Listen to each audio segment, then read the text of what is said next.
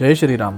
मना राघवे वीण आशा नको रे, मना मानवाची नको कीर्ती तू रे.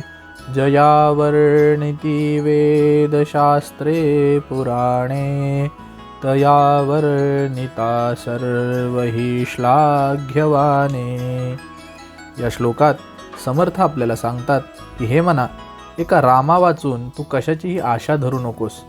स्वार्थासाठी कुणाही मनुष्याची स्तुती करू नकोस. तसेच वेद, शास्त्र, पुराणे ज्या ईश्वराची स्तुती करतात त्याचीच केवळ त्या ईश्वराची स्तुती केवळ करणे योग्य त्या ठिकाणी आहे. जय जय रघुवीर समर्थ.